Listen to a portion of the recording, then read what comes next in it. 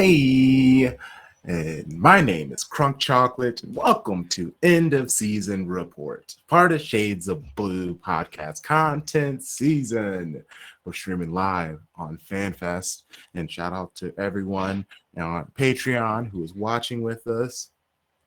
It's the off season, which means we can all relax a little bit on the tribalism, huh? Here I am asking some of my favorite people about clubs in the Premier League and or Women's Super League. Today, we talk Nottingham Forest. I am super excited about this chat because they've had one hell of a season, and the end was a little rough. And I can't wait to hear their ideas, their perspectives. Does everybody still believe in Nuno? What the hell was that with their ownership? This little squabble. Oh, man. Such a fun conversation we have for you today. And joining us, representing 1865 Nottingham Forest podcast. Shout out to the trees out there. Go and hug one. Go and plant one. All of those good things. Also, a team who wears red, and we actually are quite fond of. So that's a nice change of pace. Shady Gang once again gave it up. Bradum. How's it going, homie? I'm all good, mate. How are you? Yeah, so good. So good. It's for people who are watching live or maybe watching on Patreon later or enjoying the 15-minute snip on our audio podcast before you inevitably click the link and watch the full episode here on FanFest. It is 10 a.m. here for me, and it's really a perfect time. I've already gotten up, made breakfast, walked the dog, and then now I'm here kind of talking football. I've done it. I've been able to do my morning things, a little bit of I've done some things as well. Check that box. So I'm feeling nice and accomplished. And I can just relax and chat some football with a friend. Yeah, it's real good.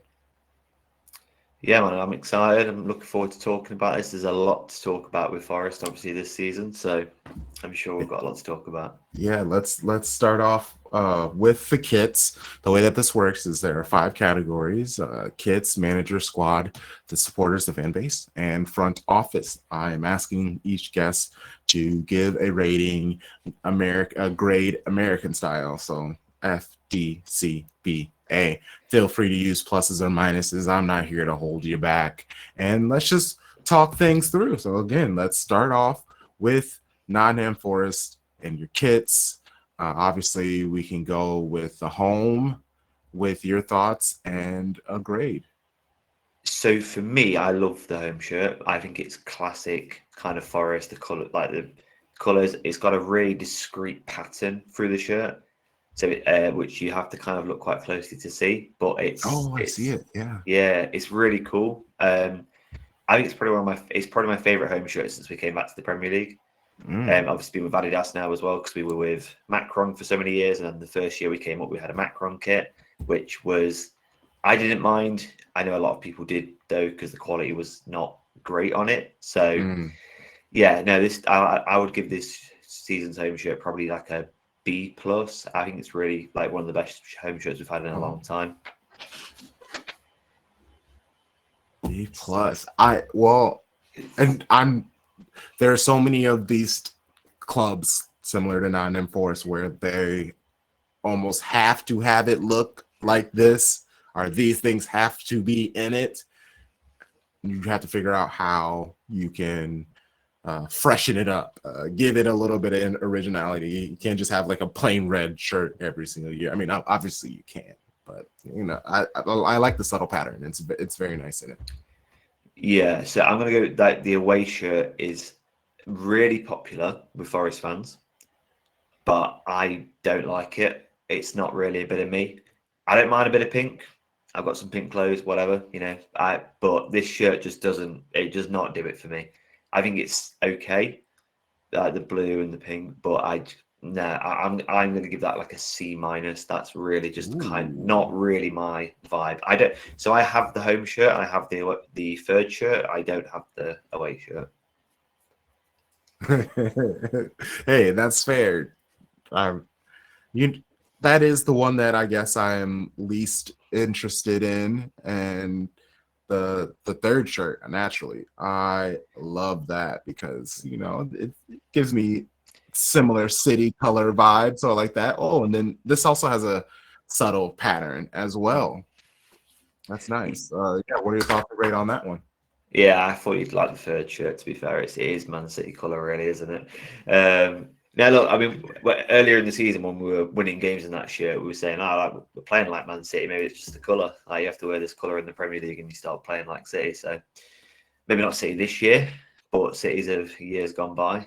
But now, look, I really like it. They've gone somewhere different. To my knowledge, I collect Forest shirts. We've never had a sky blue shirt, so that's really cool. The closest thing we had was when we had 2011, I think it was. We had this like blue away shirt, which had like black on it. It was really nice, but not quite sky blue. A little bit of a different style. So yeah, no, I really like it. I'm gonna give the third shirt probably like a B minus, just because it's really out there and it's a bit different for us. I'm excited for the new kits though, because in the modern day football, everyone's kits get leaked on like Temu first, don't they, or like Yes. DHgate or whatever it is.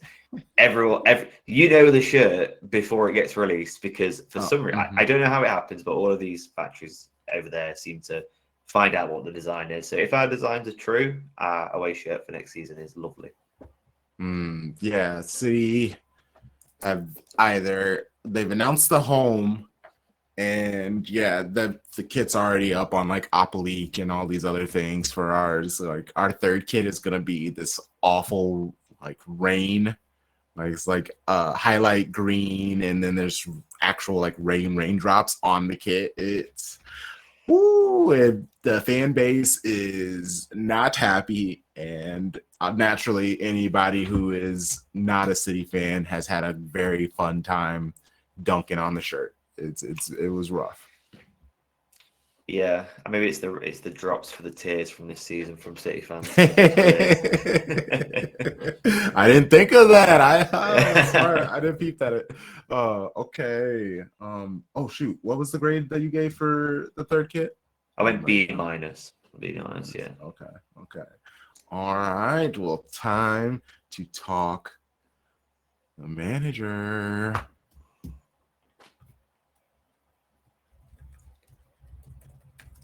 So I always enjoy saying his man. I know it's Nuno Espirito Santo, but I feel like there are a couple other names in there. I should have did my research. His full name is Wild. It's a good time, but I'm not gonna lie. When it was first announced that he was coming to City, or to Nottingham Forest, excuse me, I thought it was a joke. I thought it was kind of hilarious. I wasn't the most hopeful for him, and that's just because his last few runs haven't gone the best. I'm not saying that he's not a great manager. It seemed like Nottingham Forest were kind of like struggling to find a direction, and I didn't think Nuno was the man for it. Turns out he was the man for it. Like I think everybody has been incredibly impressed by him and how he's done this season. I thought it was going to be between him and Areola as managers of the season, but both teams kind of like trailed off by the end, which is completely understandable. We'll get to it when we talk about the squad. But from a managing standpoint and tactics and all those other fun things, what grade would you give Espirito Santo on this season? I think it's difficult with Nuno because, look, when we employed Nuno, I think I was very vocal, and I may have said to you last time we spoke that I was very much a Oliver Glasner fan. That was the appointment that I wanted. I think he's a fantastic manager. I still do. But look, Nuno came in, and I think he's done a fantastic job this year.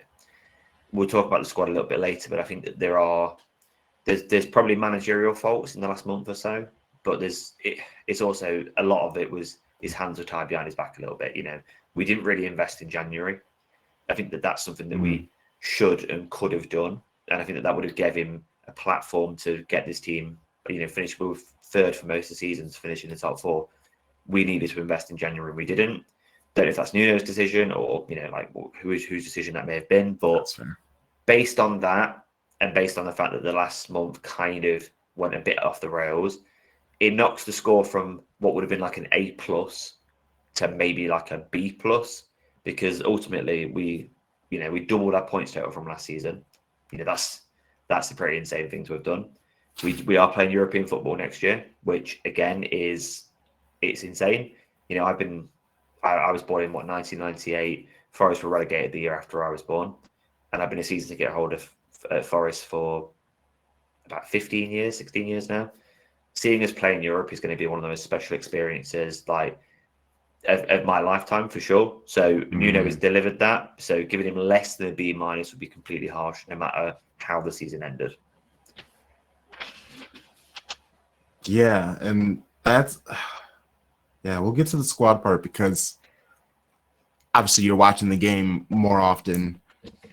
You'll be able to tell me, I guess, if it was more of tactics or was it players, because he did have high expectations for the players, and I don't know how much like the subs got in and everything, because Morgan Gibbs, like there are players on the squad that you almost had to have them playing every game in order to be as successful as possible. And there were also some injuries, but that's kind of like a problem that everybody dealt with. So it's like, how much of it do you want to blame on it? I was really impressed with Nuno. I hope he stays. Like, what have you been hearing? I feel like it'd be kind of insane to get rid of him because of just who are you going to replace him with? And that's really what it is. Nottingham, I don't think they haven't been consistently a top club to really pull away with maybe a Thomas Frank or get Oliver Glasner away from Crystal Palace. Those types of, like, giving a guy another chance to maybe have a step up, just because obviously the ownership he's willing to spend. He's shown that over the last couple of years, I guess. And what this summer will be kind of interesting on the rebuild. But what have you been hearing about the management? Is he staying? Is he going? I think so. To talk about the incident that happened on the pitch, because I think that's when this conversation started, was when our owner Marinakis went onto the pitch and he was berating Nuno after the Leicester result. Now, there's two stories to this. So the story that the club will have you believe is that he was upset that Taiwo Awoniyi wasn't taken off, was brought back on the pitch and was given the all clear by the medics, because, as we now know, he was then rushed into hospital after the game and was put in an induced coma. So he's very, very seriously hurt himself in the game. And he came back on, and when we was in the ground, I said to my dad, I can't believe he's coming back on. Like, he's obviously not okay, and he wasn't okay. And we were making a sub at the time as well, so very easily could have just took him off. But so I think Marinakis claims that what he was frustrated about was the lack of communication between Nuno and the physios, the medical staff. That's what he says he came on the pitch for. I think for me, I think that probably did annoy him, sure, and that probably did upset him. But I think it was probably because of the result. Like we're playing already relegated Leicester at home. It's a game that you should win. You're a far better team than them. And you've dropped 2 points at home. It's a game that if we did win, then, that Champions League football conversation coming like into the last game of the season would have been a lot louder. And we'd also lost to Brentford at home. We'd lost to Everton at home. There were some pretty big results around this. So I think there was a lot of frustration from the owner. And look, the owner made some moves because Olympiacos and Forest can't play in the same competition, as we all know. It was a bit like Man City and Girona, isn't it? That you can't be in the same competition. So our owner made steps in the last couple of months to make sure that if Forest and Olympiacos are both in the Champions League, then we don't encounter that issue. So yeah, I think he was expecting Champions League football, and I think that he's upset and he's frustrated by the fact that we got Europa Conference League. But ultimately, I think Nuno stays. I don't see a better manager out there available for work that would want the Forest job. I don't think you can attract someone like Thomas Frank. I think he will have offers with higher wage packets and teams that are in the Champions League next year. We don't know what Tottenham are doing with Ange yet. It came out in the media that he was going. They've not confirmed anything. Now he might be staying. But if he does go, you think Thomas Frank goes there? That's a natural progression for him. He's a fantastic young manager. I Yes. think that if Forest were to go and get a new manager, they would probably go to Fulham and try and, convince Marco Silva to take the role, because they are a massive fan of him as a manager. He was a choice before Nuno, so it would not surprise me if that was the route we went down. But you have to ask the question: is Marco Silva a far better manager than Nuno? I don't think so, personally. No, I think Marco Silva, he's like a more clean cut manager. Like he dresses better. He would make maybe things look like they would go better, because where bro just seems like he's just there for the football. I feel like he's just wearing whatever clothes, and he's just there doing his job, man. And I like those managers, especially for a team like Forest. I feel like I enjoy when the manager's energy kind of matches the club or the way that they play and stuff like that. And he just kind of seems like a no frills, we move type of manager, and that is how Nottingham Forest like to play, which I love that. Yeah, and you've got Pep on your touchline wearing Stone Island as a CP company, looking like he's coming out of Milan Fashion Week a little bit. It's there's some difference, don't there? Oh yeah, completely for sure. Oh man, but this Forest roster, I am a big fan of a lot of your players. Obviously, Chris Wood balling out. I don't think anyone really expected that, but again, classic old school, just Premier League striker. Get me near the goal and I will score. Don't ask me to do much more other than that. But if I can get a toe on the ball, if I can get a head on the ball, it should be a goal. But if not, it's at least gonna be a shot on target. Maybe we can get something going with it. Man, Matt Sells, that bro. City, every single time we play him, he makes, I feel like, 45 saves, and is a big reason why you stay in the game. Are obviously, respectfully, your team is good as well, but just I feel like we've had goals and he's somehow stopped them.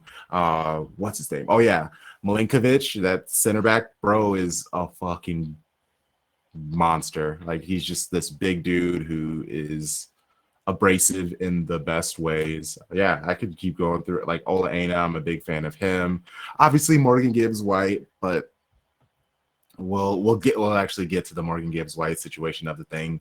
But Sure. then Sading, Callan Hudson, Adoy, Anthony Alenga, like some of these players you took flyers on, and they seem to have showed promise and opportunity. So I'm kind of happy for those players. And then also Joe Silva. We always joke about him being like a Timu version of Jack Grealish, but now Jack Grealish is out of here, so Jota can be his own man now. So congratulations and happy for him. Yeah, maybe Jack Grealish comes here and they form the Jack Grealish connection. You know what I mean? I don't know about them wages though; they're a bit much for us, but Hey, the talks are it's just gonna be a loan. I'm sure even just doing 50-50, that would be good for City. Like I don't think they're gonna ask for much. Just get him out of Manchester, because it's just all of the questions from the media. It pisses Pep off so much. It really does. And so you just kind of want to get him gone and away from him. I think when you spend that much money on a player, though, you kind of have to expect that you are going to get asked about him regularly if he's not playing. Do you know what I mean? Yeah, So yeah. I kind of think he's made a rod for his own back a little bit there.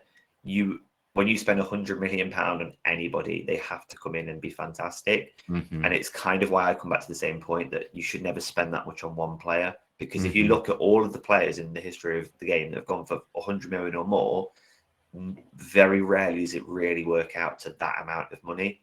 So yeah, it was. I think ultimately it hasn't really worked for Jack Grealish. He's probably really happy because he's got a Premier League medal, he's got a Champions League winners medal, so I'm sure he doesn't care. Like he's gone there, he's got won the trophies and that. But I think wherever he goes, if he goes somewhere else in the Premier League, or I think Serie A would really suit his style of play. then I think he'll do really well. He's still a really good player. Yeah, he is. And I appreciate him. I'm ever thankful for him. The troubles year, he was pivotal. Like there was like a year and a half where bro was just balling and he was unstoppable. I love the way that players hate him so much. So he just draws perfect fouls.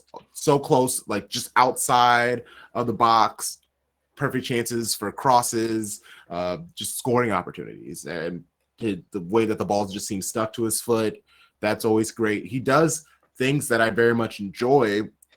He just wasn't forcing himself into the game kind of how we needed. He would just float around, get the ball, pass it around, blah, blah, blah, blah. But we kind of need people to take moments, create moments. We saw that from this season. It was just a bunch of passing around yeah, it was pathetic. But we're here to talk about Nottingham Forest's squad. Sorry. Dark hole I just went down. What is your grade for Nottingham Forest's squad? And I guess who are some shining lights on the squad, and maybe who were some people who disappointed and things like that? So I think squad as a whole is difficult because I think that we don't and we haven't had enough of a squad depth. The biggest problem we had later in the season was that you're having players have to play every game. Like Chris Wood, we don't have an efficient backup striker. Like Tyro Awoniyi is just hasn't been relied upon through fitness, and that he's not exactly an impact player when he comes on. So he kind of doesn't have that, role to slip into. Jota Silva, Ramon Sosa as your sort of backup wingers. They've both shown flashes of what they can do, but neither of them have done enough when they've come on to sort of really get in the side, to the point where we're playing like Nicolas Dominguez, like left and right wing, because that's sort of been the backup there rather than playing one of them. So it kind of says what Nuno thinks to them. So I think you're talking starting 11, I'd be like a A minus, but like I think the whole squad is a different question, because I think that we need some depth. So I think as a squad, I'd probably go like maybe C plus, which it sounds harsh, but when you don't, the reason we didn't get top 4 is because teams like Man City, Newcastle, Chelsea, all have got better squad depth than us. You can rotate the team. You can say one week, I'm going to start, Marmoush up front and I'm going to leave Haaland on the bench, and Marmoush probably still scores. Or I can rotate the midfield around. I can bring another youngster in that's just come out of nowhere that's really good, because that's what City do, isn't it, as well, with like Nico Riley and like James McAtee, and like, you've got players to sort of bring in and out. Exactly. So I think that's something we really struggle with this year. And I think going into next season, we have to have depth.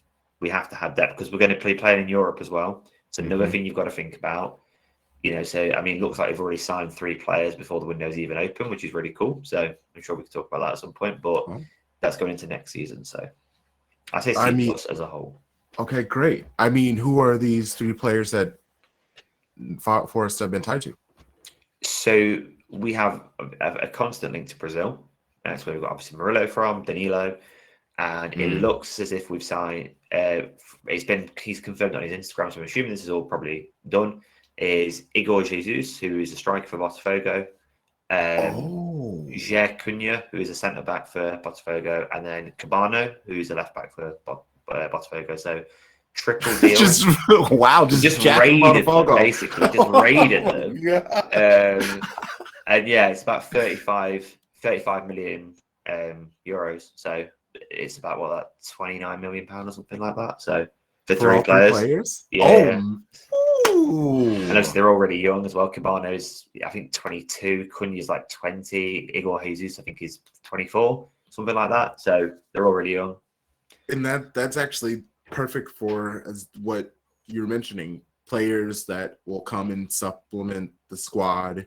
At that age, they know that that's what they're there for, but also it's a huge chance. I know they're going to show up in giving their all, and it also helps when you have all the players on that squad who just play so intensely. And that's also what, as you said, the struggle at the end of the season, when you have to play such a crazy, intense style. if you don't have the players to sub in and out, or even trust to play the people that you have on your squad, you're eventually going to have breakdown. But if you play those players that you don't trust, they maybe, because that's the big thing with Pep. When he first got Doku and Savio, you could see the offensive talent, but they weren't like tracking back and doing the full Pep ball. And now you see it. They're sprinting back. They're helping. That's just kind of the adjustment. Man, I couldn't imagine. Yeah, because I don't see much of those other players that you have described, but it's good. It's good to know that it's because they're being held accountable by their manager, which is what they should do. Actually, before we move on, this whole Morgan Gibbs White situation, I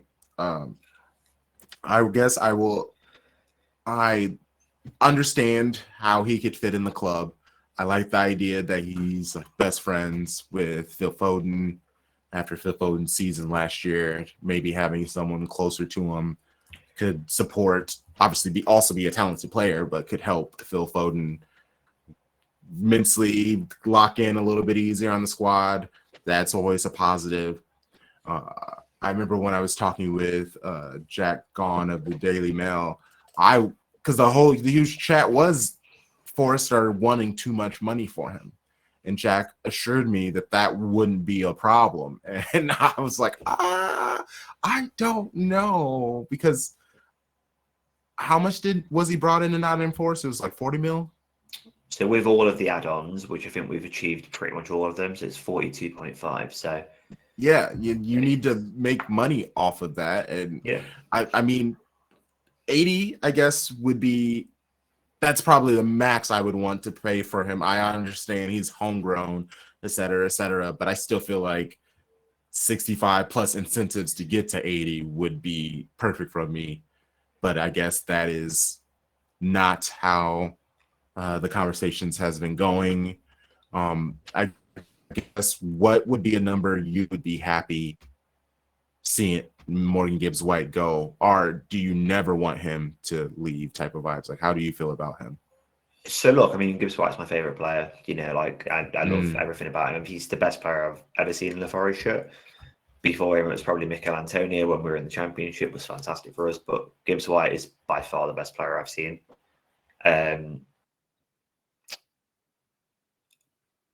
Is it just me now? You back? Oh, you Yeah. came. Oh my.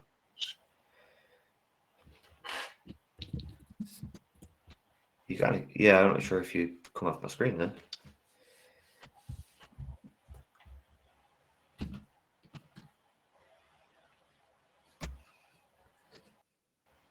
Yeah, I don't know what happened there. Oh my gosh, what is happening? I don't know, bro. I think your camera's just sort of coming on. I can still hear you. Your camera's you can hear me. Okay, well, I can hear you. Yeah. You can continue chatting while I figure whatever's going on. Sure. So yeah, Gibbs White it comes back to kind of what I said earlier. Do I think that any footballer really is worth 100 million plus? Probably not. But the thing is with Gibbs White is that everything that Forest do pretty much goes through Gibbs White. And I think that if you take him out of the team, there's not a monetary value that you can attach to that would make it worth it for Forest. And from a City perspective, I kind of agree with what you said that I won't want to spend over a certain amount. I think what City would maybe have to do is put a player involved if you want to get the money down, because Forest are going to ask for probably upwards of 100 million for Gibbs White. I don't see that it'd be less than that. It's similar for Murillo. When we get calls about Murillo, it's going to be like 70, 80 million, although we'll make a lot more profit on him. It'd still be kind of that sort of figure that you're looking at. So I think that for City, I honestly would hand on heart say I don't think it's worth pursuing Gibbs White. I think there are different options out there. Like I really like Ryan Cherky from Lyon that's been linked with City. I think he's a really good player. Obviously, Florian Wirtz looks like he's probably going to Liverpool.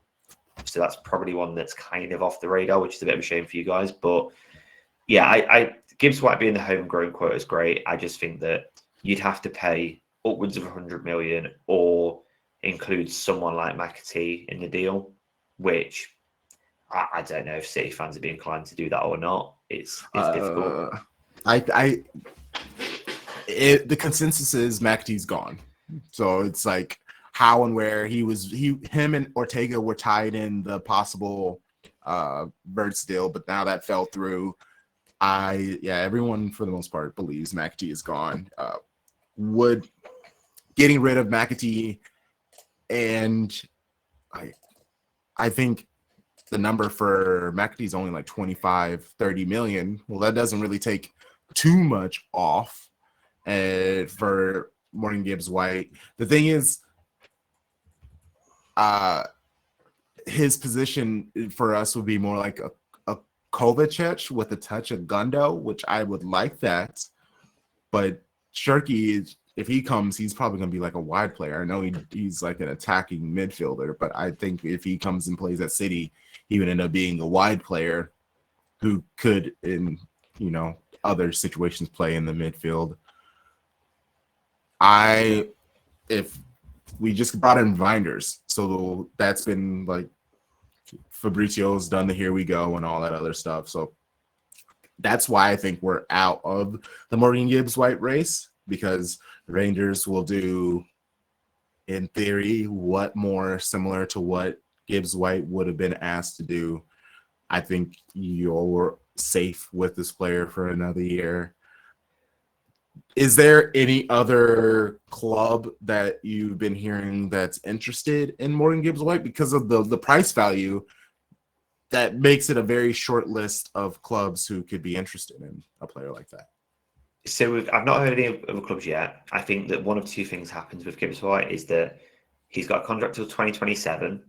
So I think it's 2 years. So I think this summer, if he doesn't leave, I would like us to offer him a new contract. I think that it depends why he wants to leave. I suppose if he wants to leave, that he's vice captain at the club when Ryan Yates isn't playing. He's captain. I thoroughly believe he loves the club. So I think that it would take a lot for him to leave. But if he leaves for Champions League football, and that's what he wants to do, that's why he wants to further his career, I'd understand it. I wouldn't hold him back for that. That's fair enough. If he went to a Man United, for example, because they've been interested in him in the past, but not now, I'd be pretty disappointed in him as a footballer, because I think that Forest will compete with anybody about the wages that you pay him, other than like Saudi, but that's kind of a different conversation. Yes. But like in Europe's top 5 leagues, I think that Forest would probably match any contract offer that was put in front of him. So I would like to think he stays. I think that Murillo probably stays now as well. Murillo had interest from Real Madrid, Barcelona. Nothing concrete though, nothing sort of close enough that they're going to put a bid in. I just think that we're pricing teams out. It reminds me a lot of Crystal Palace when they did it with, a lot of their players. They priced teams out of them for summers. Like Eze last summer was linked with Tottenham. He was linked with City. He was linked with Arsenal. He didn't go anywhere because they said, well, it's 100 million. It's the same with Mark Guehi. They went to Newcastle. It's going to be this much. They said no. Clubs in the mid-table feel more comfortable now to say, we're not going to sell you our best players unless you're going to pay a stupid premium for them. And like Brighton have done, they sell their players for a stupid premium and then bring in a replacement from, South America that becomes a star. We're kind of seemingly following that same model. I don't think that Gibbs White leaves, and I think if he does, I'd be very surprised. I don't think he'd be sitting now. Tijani Randers is a fantastic midfielder. I don't see why you'd need Gibbs White in that team, especially for the money you're going to spend. And if you're still going to bring in Ryan Shirky as well, I don't see why you'd go in for Gibbs White, especially the money. I think McAtee, just a really quick point on him, I'm a bit confused by the price tag. I think for me, he had a very similar season with Sheffield United that Gibbs White did when he was in the Championship. We brought Gibbs White up, and obviously he's been our superstar ever since. But I think McAtee could be, he could be a star number 10 player for a Premier League club. So I'm a bit confused to why it's only 25 mil. It doesn't seem like a lot of money. Homegrown as well. It's I definitely think,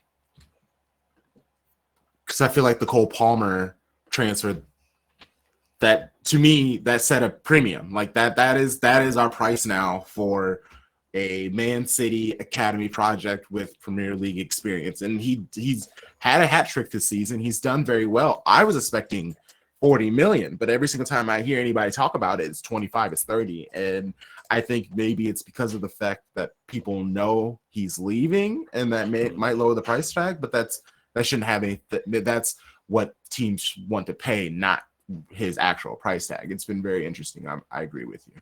And everyone talks about his promise and his quality and how he was like the best player on, this team, this U21 team, and all this other stuff. It's frustrating, but the game's the game sometimes, I guess.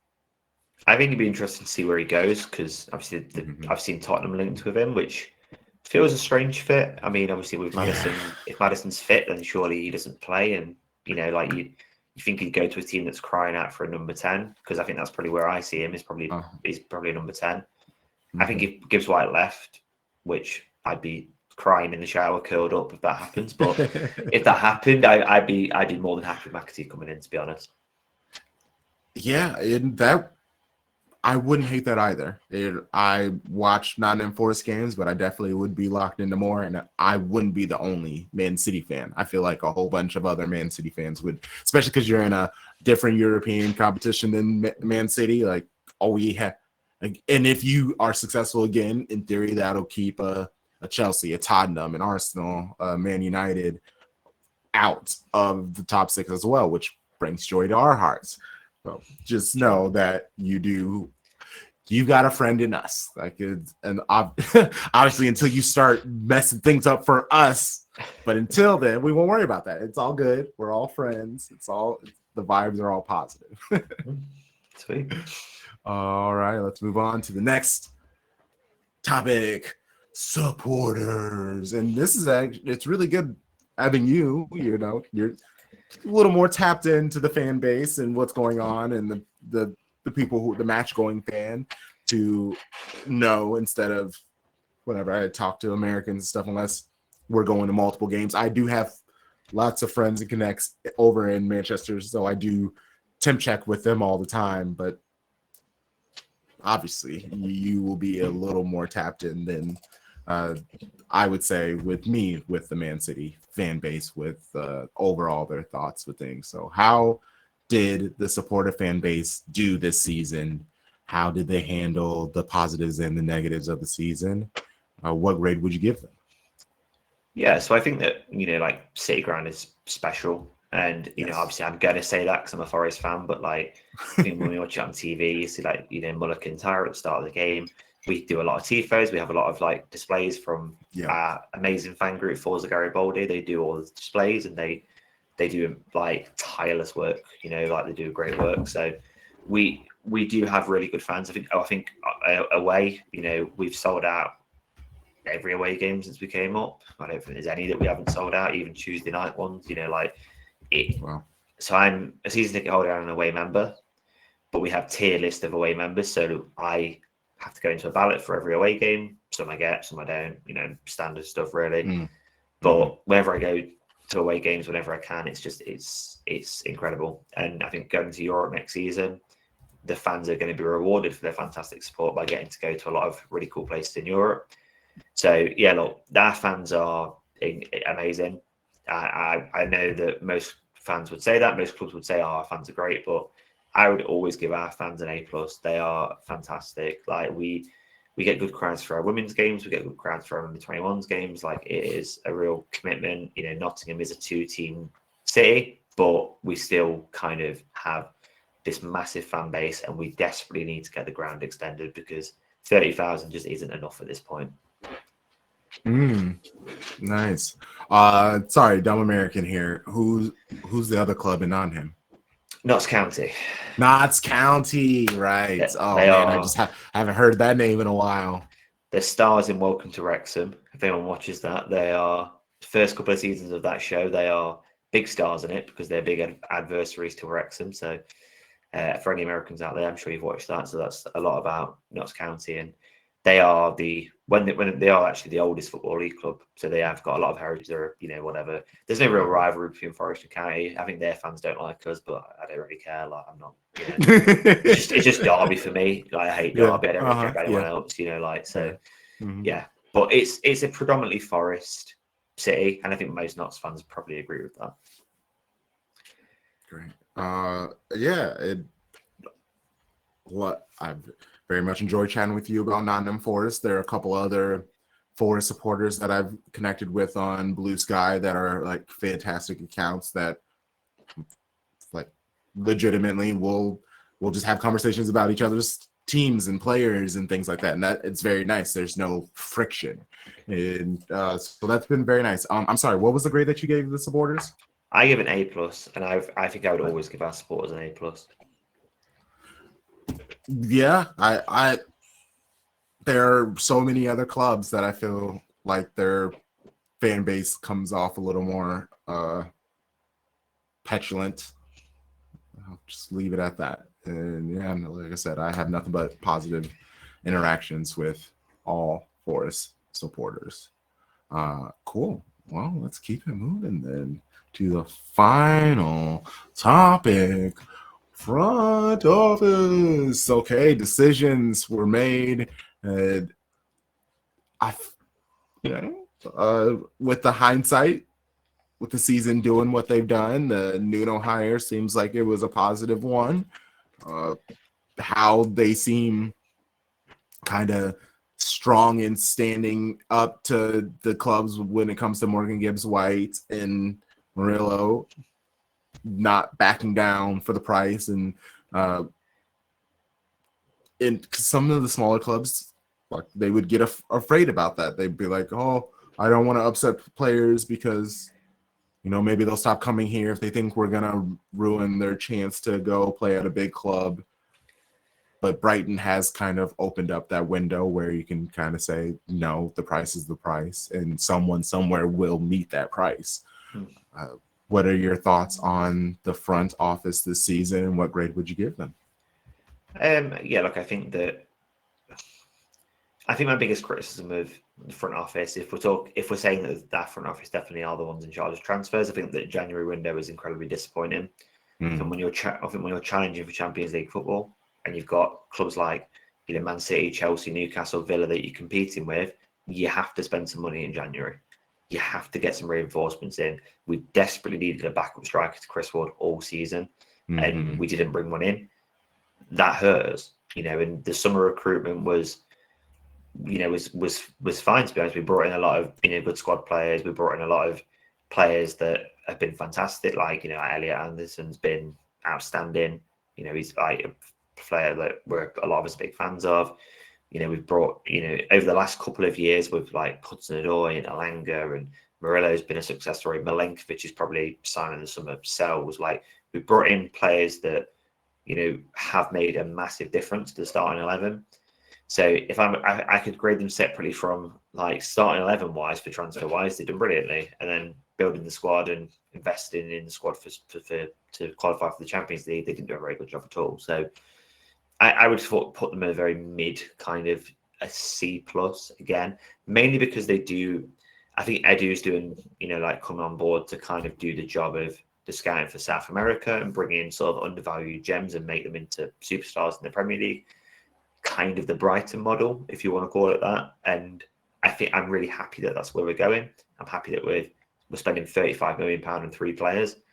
Modern day football, that doesn't really happen, does it? So it's things like that are really good moves. And I think in 5 years' time, I do think that teams will look at Forest and say, that's how I want my team to be run. That's bringing in players from South America, turning them into superstars. When clubs come in for your best players, saying, well, that's the price. If you want Morgan Gibbs White, this is how much it's going to cost. If you want Murillo, this is how much it's going to cost. We're going to have to do that a lot this summer. Yeah, I would imagine that teams probably ask about Milenkovic as well. I think we've got to get Olaine signed to a new deal. Yes. So a more long-term deal, because Olaine is going to interest a lot of clubs. He was in the Premier League team this season for a reason. He's been fantastic this year. He's an outstanding player, and we've got good vibes in a squad, and that's really nice. And that all comes from the type of recruitment, not just bringing players in for the ability, but bringing them in for the type of people they are, the squad cohesion, the kind of, we're going to build a team full of people that are close to each other and like to be out with each other outside the ground. So it's lovely, and I think that all comes from your front office. It all comes from your recruitment. I think when it comes to stuff like the stadium and things like that. Look, we've had plans for a couple of years to extend the City Ground. No Forest fan wants to leave the City Ground. It's not, even if we had a shiny new 50, 60,000 seater stadium, it's not going to be next to the River Trent. It's not going to have that iconic viewpoint when you're walking over Trent Bridge. It's not going to be that. So if I'm going to give them some criticism as well, that plan's been there for years. The council have been a problem as well, but we need to start building that new stand. We need to get this ground bigger, because we've got a season card waiting list of 10,000 plus fans, and that that has to change. Like you're charging them £10 a season, I think it is, to be on a waiting list for a season card. So the ground has to be bigger, and that's something we have to focus on in the next couple of years for sure. Wow. Yeah, no, definitely. I mean, you would think if you have those people waiting on the list for that many years, unless this is super grim, but it's like, unless a huge chunk of your fan base are like elderly and could potentially not have that spot anymore, but you would like to believe, just expand, build an extra, just widen it up. Man City are currently going through construction with their stadium, and that I think that's going to add an extra 5 to 10,000 seats, and that'll help boost our numbers to get us into the 60,000s, because I feel like our stadium, you would think that it was bigger, or that it would hold more. I mean, as an American, the only big stadiums like that we have is for our American football. Like, if we go to like an MLS, it's still like 10, 20,000. And when go into the Etihad every time, I'm just like, oh my God, so many people, just the energy. So adding more people into it, Forest fans who, like you said, do go crazy in those games. You hear them, you feel them, and they make sure the club knows that they love them. Great. Fantastic. I guess, is there anything else when it comes to Nottingham Forest that you need to let the world know about, or want to discuss, or let me know about? Look, I mean, if you're listening to this and you have an interest in Forest, 1865 Nottingham Forest podcast on Spotify, go give us a listen. I am the host of the women's show as well, so I do the Forest women's show, Nice. which is nice. We're promoted as league winners, Invincibles, this year, which was really cool. Went to a cup final with them this year, and we won a cup final, so that was great.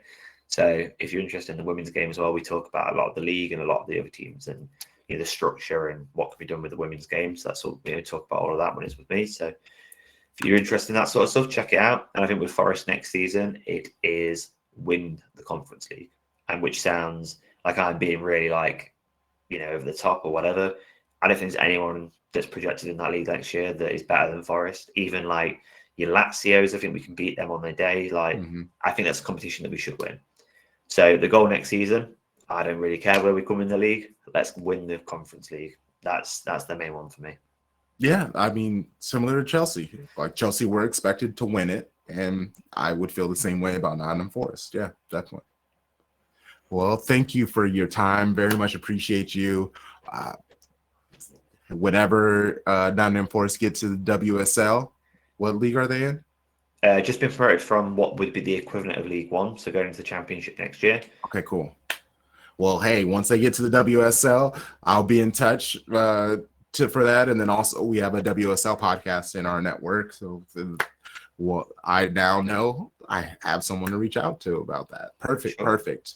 Well, Shady Gang, everyone, FanFest, we will be back tomorrow, midday.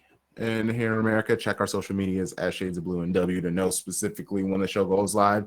But we will be talking Newcastle United, some Magpies with the good friend Fletcher. So have a good rest of your day. You know the vibes. Shady Gang, Shady Gang, Shady Gang.